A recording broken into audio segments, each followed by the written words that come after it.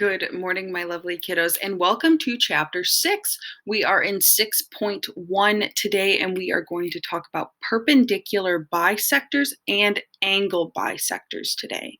So let's jump right into our definitions here. Our first definition is equidistant. And equidistant is the same distance. Think of the phrase equal distant. That's kind of what equidistant sounds like. It's what it means. They are equally distant from each other. Okay, so here, if we had a segment with a start and a stop point, that's what makes it a segment. And we have a point A and a point B here. And then we had a point C that was equidistant or equal distance from A and B. That means that the segment A to C is congruent to the segment C to B because they are equal distance from C here. Okay, we're going to look at our first theorem in chapter 6 here. This is the perpendicular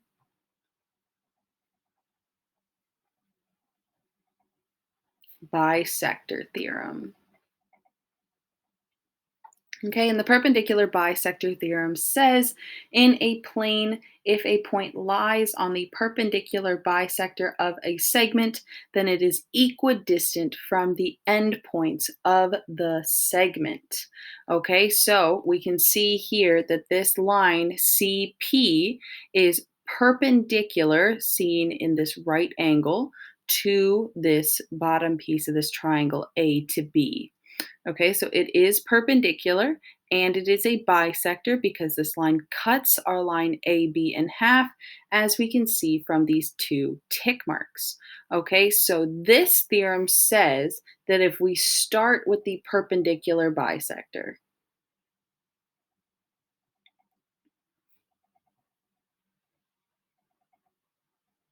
then we get those equidistant or equal distant endpoints. But something to note here that we will use in these examples and into our homework is that our endpoints are equal distant from this perpendicular line, our perpendicular bisector. So not only is it only A to P and B to P, but since our perpendicular bisector goes through point C, the tip of our triangle here, that means that A to C is also congruent to B to C. They are equidistant endpoints to our perpendicular bisector. Okay, so next we have the converse to the perpendicular bisector theorem.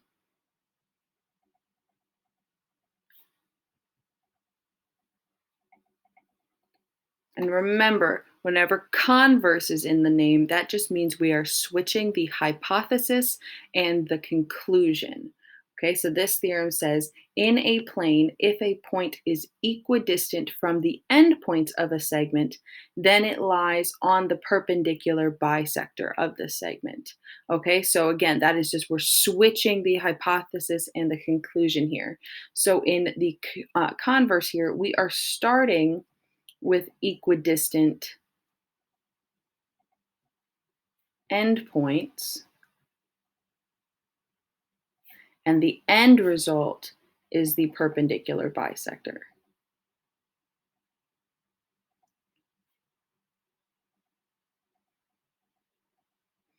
Okay, and again, another thing to note here, since this line CP is going to cut through this top of the triangle point D, not only is A to P congruent to P to B, but also AD is congruent to BD. Okay, so it is both sides. The endpoints are equidistant to our perpendicular bisector at both of those points. Okay. So now let's go ahead and jump into some examples and use the perpendicular bisector theorem and the converse of the perpendicular bisector theorem to solve for these. So we are trying to solve for a missing length. Okay, so for number one here, we are trying to find RS, so this is other side here. So let's look. We are starting with a perpendicular line going through our triangle here, and we can see that from our right angle.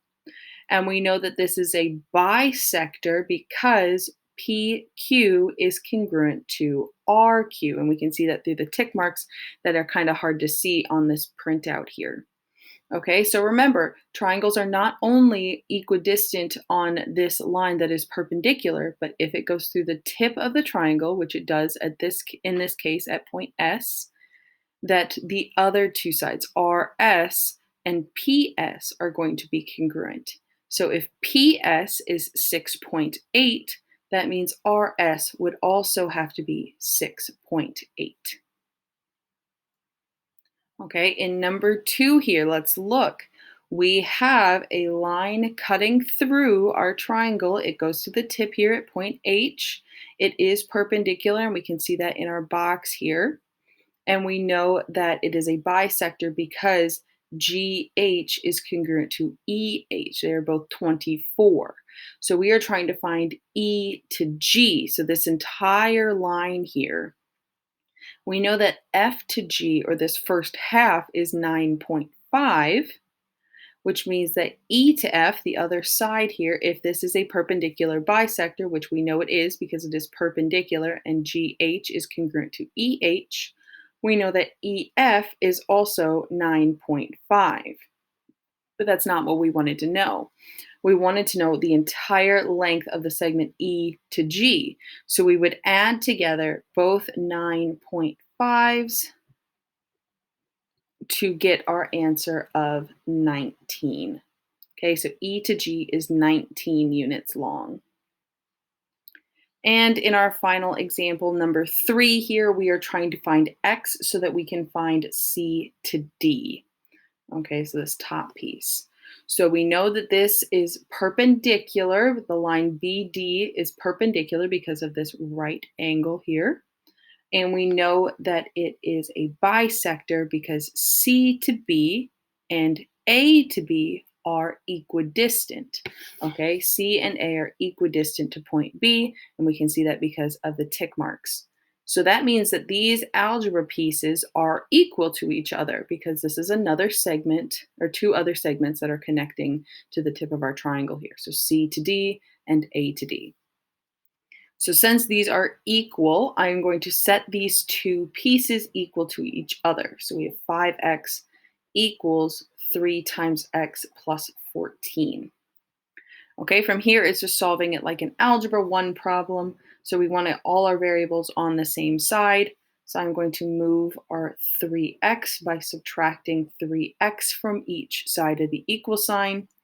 5x minus 3x is going to give us 2x's.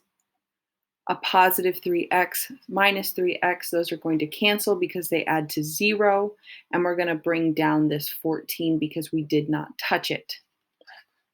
All right, to solve for x, we are going to have to divide by our coefficient of 2 once on each side of the equal sign. Multiply by 2, divide by 2, those are going to cancel because they go to 1, leaving us with just a positive 1x that we don't have to write the 1 for.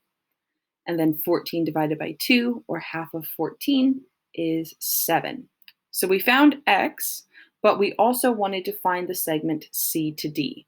So we are going to have to plug in our 7 into this algebra equation here and solve for this. So we have 3 times our x, which we solved to be 7, plus that 14.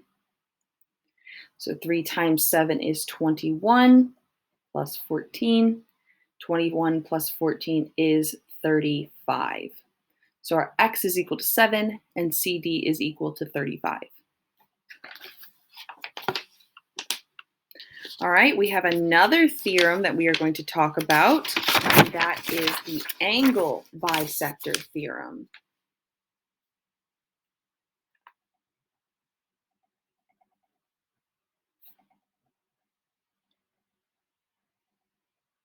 And the angle bisector theorem says that if a point lies on the bisector of an angle, then it is equidistant from the two sides of that angle. So let's look at what this means. So we are starting with an angle bisector. So this line A to D is cutting angle A into two congruent pieces, two equal pieces. And we can see that because both halves of angle A have one strike. Okay, so it is saying that if we start with an angle bisector, so a line that cuts the angle into two equal pieces, then the two lines, the third line of the triangle that is connected to the angle bisector, AD, that those are congruent. So BD is congruent to CD. Okay, so I'm going to say congruent sides. Okay, and now we have the converse of the angle bisector theorem, which again, whenever we see converse, we know that we're switching the hypothesis and the conclusion here. So it says if a point is in the interior of an angle and it is equidistant from the two sides of an angle, then it lies on the bisector of an angle. Okay, so in this theorem here, we are starting with the congruent sides.